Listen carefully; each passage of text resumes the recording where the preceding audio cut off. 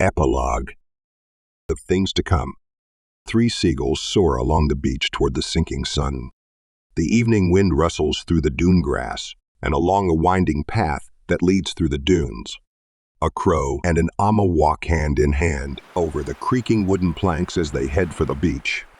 It's nice to meet in private again, Arya muses and recalls all the official ceremonies and public appearances they endured after thwarting the gods' attack. Raylan agrees with a vivid nod. Yes, it's been 4 moons, and I still can't get a moment's peace. And I thought if Pico controls the company, I can finally have some me time. Arya laughs out loud at Raylan's words and nudges him with her elbow. Me time? She asks. Yeah, right, Zoomer. How old are you again? Raylan sighs and shakes his head teasingly at Arya. Still the little Emma, aren't you? Hey, I hope to save the world. Arya calls out proudly. So did I. Raylan retorts, as proudly as Arya. Well, Arya says, lost for words. then we're even. She draws Raylan in for a hug. Yes, it's really nice to meet in private again. She smiles and gives Raylan a friendly kiss on his cheek. Oh no, not again. A mocking voice sounds behind them. They turn around and see Evren approaching with the towering Chiron behind her. Arya laughs at Evren and waits with open arms for her embrace. Don't feel Siren. She giggles as she welcomes her hug. Chiron bends down casually to hug Arya, then asks Evren with a frown. I don't get it. Not what again? And what's it to Siren? Oh, long story. Raylan grins at Evren and Arya, who seems uneasy about the situation. You see, Arya once tried to break up a triple on purpose. Lies. Arya calls out and punches Raylan on his shoulder. Chiron enjoys Arya's little discomfort and playfully asks. No way. What happened? Ducking under Arya's playful punches, Raylan replies. Evren here was part of it too. I was not part of anything. Evren interrupts Raylan and flatly denies any responsibility. I didn't see you running away screaming either. Arya sharply puts Evren's part in the story straight. Okay. Raylan eases Arya's anger as he hugs her briefly. Bad joke, sorry. We all have skeletons in our closet. He apologizes to Arya. Arya winks at him and replies, Yeah, some of us have whole cemeteries. Ouch. pointing his thumb at Arya. Raylan asks, How do you put up with that Emma? She's worse than you, F. grinning at his fellow crow. He puts his hand on Chiron's back, changing the topic. Nice game last night. He says. You're really hitting it off with the new center fielder. Crows. Evren resignedly shakes her head at the 2 crows, who begin to discuss the pros and cons of Chiron's team tactics. Yeah, you can't live with them and you can't shoot them. Arya grins at Evren. Damn, Amy, you're feisty. Evren grins back at Arya's unfamiliar combative nature. Arya raises her chin defiantly and cheerfully replies, Yup, look out world, here I come. walking toward the beach. Evren states quietly, Ray seems to be at peace with himself. Yes, I feel that too. Arya responds.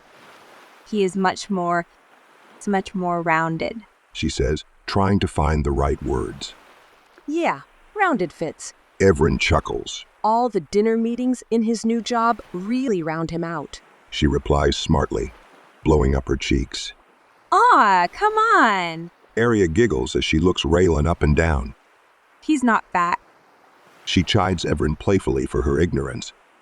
You go and try to solve the Verloren conflict. Arya reminds her. See how far you get without having dinner with everybody involved, Ambassador Evren. Yeah, I'd rather not sit in the Global Assembly. Evren muses about Raylan's ambassador position. But Ray seems to have a knack at it. She is proud of Raylan's success in negotiating ceasefire agreements with the involved war parties. Arya nods in thought. I wonder if Corin is still stationed at the Verloren Strait. She murmurs. Evren sighs and looks up into the cloudless sky. I ask. She replies. The feds won't give up any info on him. Some secret blah blah. They only said he is not dead, whatever that means. Evren shrugs her shoulders. She halts her steps and turns toward Arya. The thing is, they said, Corin is free to message anyone he wants to, but he doesn't. Evren tells her. I don't understand it. He is the father to a beautiful crow boy. Our son. Why is he keeping us out of his life? Everin asks Arya with a helpless gesture. I don't know. Arya mutters, gazing ahead into the dunes. He must know about the gods' attack, and he has seen our faces on TV. Her eyes seek Everin's gaze. He may not know of his son Corin Jr. She reasons. Pris kept him pretty much out of sight. But what about us? Everin asks. Pris, you? Me? All the people he left behind? Everin starts walking again and shakes her head. I just don't know. She murmurs angrily, unable to find a reason for Corin's silence and unable to let him go. It's his choice. Arya replies. But I really want him to tell us why he chose his life. A little further down the path, Siren waves at them. They smell the smoke of the campfire before they see it. Behind a large dune, a young crow boy runs around a small campfire, throws blades of grass into the fire, cheering each little flame that springs up. Taryn sits cross-legged in the sand, talking to Pris, who watches the young Corin. Corin, not too close. Pris warns her son as Corin holds out a blade of grass, staring fascinated at the smoke that rises from the burning leaf. Arya gazes uncomfortably at the smoke that brings back memories of their struggle in the caves. There you are. Siren hugs Raylan and gives the others a welcoming smile.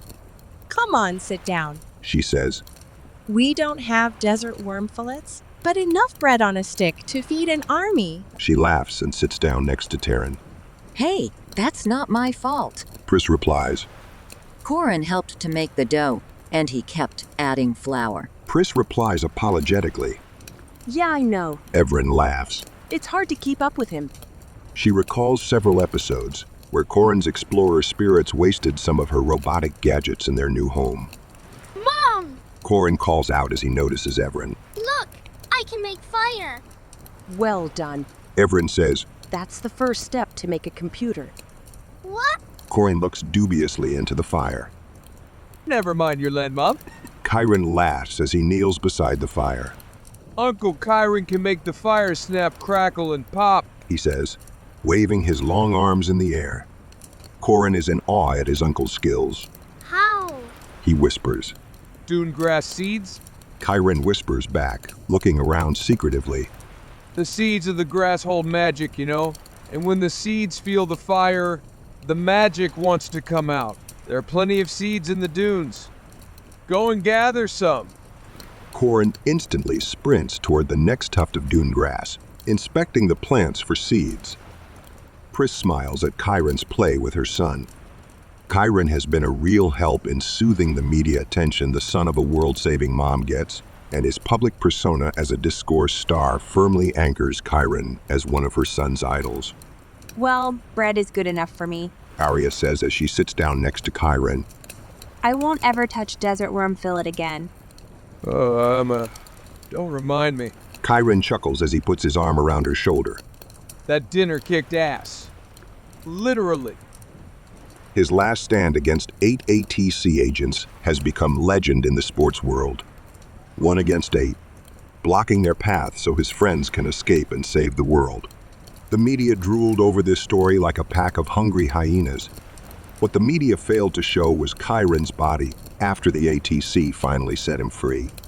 He looked like he played through a whole discourse season in 1 game. And we wouldn't be here without you. Raylan states quietly. Here, here. Taryn calls out and lifts her beer can to Chiron. I took the easy way out. Chiron blushes and smiles apologetically. I was never afraid of my life. No one shot at me. He explains and his gaze sweeps over his friends. Siren's smile freezes as mental images of muzzle flashes and bullet indentations in car door windows pass through her mind. I was never threatened to be killed, poisoned, or blown up. He continues. You survived this. You saved the world. Chiron is equally proud of his friends as they are of him. There is no I in team. Yeah. Pris butts in as her own memories are close to overwhelming her. Don't get all mushy on us. For now, she has locked up the most intense moments in her mind and tries to get used to their simple presence before feeling them again in all their might. Pris raises her beer can and looks at her friends. To us. To us, they reply. Corin looks back curiously to the fire, but the grown-ups are just doing funny grown-up things, so he returns to his hunt for dune grass seeds. So, what's up with Pico? Saren asks. Isn't he coming? Since Saren met Pico and talked to him, she was hooked on the little puppet. It was Pico who suggested to Saren and Terran to protect their turf in Little Mranth and work with the young immigrants there. They need respected role models, and these two Len understand the needs of these kids. Pico is swamped, but he promised to stop by with Jeppy. Everin says, scratching her head in thought. He's got the hang of it now. She says, But the first days after taking over Winslow headquarters must have been hells for him. I can't even imagine the sheer volume of data he has to manage to keep up the business. He's doing okay. Raylan informs them. Jeppy is working with the best people we have at Winslow Industries to solve Pico's cooling problem. It's not easy, but they'll find a solution. And he has found some very smart ways to automate non-essential processing time. Raylan pauses and gazes into the fire. Pico will make us rethink how we approach our goals in our world. He muses. He's got some radical ideas, and I have yet to find a single argument against his concepts. Just don't give him more power than he already has. Arya responds worriedly. He's still a boy, and if I look back at my own brothers... She leaves the sentence unfinished. Well, grown-ups with power do far worse. Terran argues, but Saren takes her head and smacks a kiss on her forehead. But then come the heroes. And save the day. She exclaims, satisfied. And poor Winslow is locked up forever in a max security prison. Happy end. The sound of copters grows louder in the distance. Two black copters swoop down and fly directly overhead to descend out of sight at the beach. A moment later, a dozen black leathered guards with visor helmets spread out over the area, their rifles at the ready. What have we done now? Pris asks nervously, taking Corin's hand to draw him close. Raylan grins at Pris and laughs out loud. He recognizes the copters as property of Winslow Industries. It is the bodyguard team for the chair of the board. Nothing, Pris. Raylan laughs. Our time is over. They've come to protect our future. He tells her, motioning toward the path to the beach. Pico! Corin cries, rushing toward Jepedia and Pico, who come walking up the path. Corin! Pico lets go of Jepedia's hand and storms toward his friend. The puppet carries a large backpack that is firmly attached to its shoulders. Clashing in the middle, Pico and Corin join in a falling embrace and roll around in the sand laughing. Hello, everyone. Jepedia beams, looking at her young friends. What a fine group of young folk. She says playfully. I'd trust the world to them. Nope. Pris laughs. Call someone else. We've done our job. She gets up to hug Jepedia. Huh, what are the odds of that happening again? Jepedia chuckles and lets herself down on the sand. Grunting, she adds. But would we do it again, not knowing the outcome? Yes, we would. Pico says as he and Corin come walking toward the campfire. Not knowing the outcome and still doing it the first time is much harder. Now we know we can help the world. So, yes, we would. It's easy, Jeppy. Arya raises her eyebrows in surprise. Pico's tone seems to bear a layer of independent authority, not condescending but precise. Glad to hear that you trust us, Pico. Arya smiles at the puppet. Pico turns toward Arya and replies, Yes, I trust you. And I'm sorry that I could not help in the caves. Arya reaches out for Pico's hand and softly interjects, It's okay, Pico. You said that before. We know you had a lot on your plate at that time. It is not your fault. You know that. Raylan smiles at Pico as he tells him, We're just glad you made it through alive. Jeppy was really worried. And you did help in the cave. Pris smiles at Pico. Your act with Cyphron? She asks, then mimics Pico's stern childlike voice. You are a bad person. That was brilliant. Pris exclaims. Without her flipping out, it could have gone differently. She says. Cyphron is a smart Len. Pris recalls Cyphron's cunning maneuvers in the smoke-filled cave, and her weight on her back as Cyphron was ready to stab her. Whatever happened to her? Chiron asks curiously. The story of the old once powerful crow and his crazy Len assistant made the headlines after the attack, but even their trial and rapid conviction failed to resonate in the media. Oh, worse than death. Saren replies with a malicious grin. She's in a maximum security sanatorium up north. In the Lenwing. Saren laughs out loud. Can you imagine? Locked up with a bunch of crackpot maniacs? She asks. Ugh, I'd so wish to visit her and rub it in one more time. Don't. Raylan mutters as he kisses Saren's cheek gently. He has visited his father, or what was left of him. Raylan Winslow Sr. The person was destroyed, and the father was insane. I went to see my dad. He says quietly. It leaves an ugly smear on your soul that takes a while to clean. Like feeling responsible for his mental state. He remembers the screams of his father's accusations during his first visit. They feel hollow now. It's not worth it. He advises, making space for Everin, who distributes bits of baked bread among her friends. He keeps his last gloomy thoughts to himself. You'll live out your life in solitary confinement, Dad. And in the end, you'll not even remember my name. Yet, Raylan promises himself to visit his father in the future, much like paying respect to the tombstone of a part of his life. I don't know. Saren says. It may give me closure to see her eyes when she recognizes me, to see me. The same gender Len, the one who beat her in a fight, who beat her lousy scheme, who kept her alive.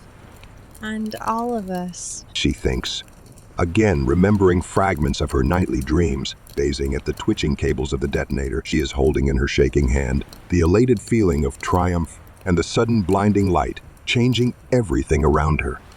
They all promised to tell no one about the incident. Pico deleted all electronic traces about the events in the cave, and even Jepedia never learned what really happened. Taryn pats Saren on her shoulder and says, Chill, Len. It's over. We won. No need to spike the disc. It is, isn't it? Jepedia says quietly.